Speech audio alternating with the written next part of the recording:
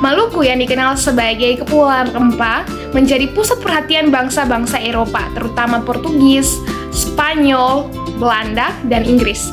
Kedatangan mereka bukan hanya membawa perdagangan, tetapi juga membawa penindasan, monopoli, dan eksploitasi terhadap masyarakat Maluku. Akibatnya, rakyat Maluku melakukan berbagai bentuk perlawanan untuk mempertahankan hak mereka. Perlawanan terhadap Portugis. Portugis pertama kali tiba di Maluku pada abad ke-16 dan segera membangun benteng serta melakukan monopoli perdagangan rempah-rempah. Tindakan ini menimbulkan ketidakpuasan yang akhirnya memicu perlawanan dari berbagai kerajaan lokal. Seperti yang pertama, perlawanan Kesultanan Ternate. Sultan Hairon berusaha mengusir Portugis tetapi ditipu dan dibunuh pada tahun 1570. Yang kedua, Sultan Abdullah kemudian melanjutkan perjuangan dan berhasil mengusir Portugis dari Ternate pada tahun 1575. Yang kedua, perlawanan Kesultanan Tidore. Meskipun sempat bekerja sama dengan Portugis, Tidore juga melakukan perlawanan ketika merasa dirugikan. Kemudian, perlawanan terhadap Belanda. Belanda mulai masuk ke Maluku pada awal abad ke-17 dan menggantikan Portugis sebagai penguasa utama. Mereka menerapkan sistem monopoli perdagangan rempah yang sangat ketat, termasuk ekstripasi atau pemusnahan tanaman rempah untuk mengontrol harga.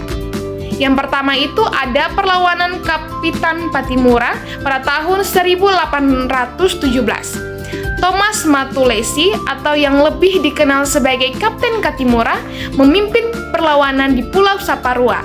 Ia berhasil merebut benteng Duurstede dan melawan pasukan Belanda dengan gagah dan berani. Namun, Belanda akhirnya berhasil menangkap dan mengeksekusinya pada Desember 1817. Yang kedua, perlawanan Christina Marta Tiahau, seorang perempuan pejuang yang berperang bersama Patimura. Ia terus melawan meskipun Patimura telah gugur hingga akhirnya ditangkap dan dibuang ke Jawa. Yang ketiga, perlawanan Sultan Nuku di Tidore. Memimpin perlawanan melawan Belanda dan berhasil merebut kembali Tidore, bersekutu dengan Inggris untuk melawan Belanda. Dampak perlawanan yang pertama itu membuktikan semangat perlawanan rakyat Maluku terhadap penjajah. Yang kedua, menginspirasi perjuangan nasional di kemudian hari.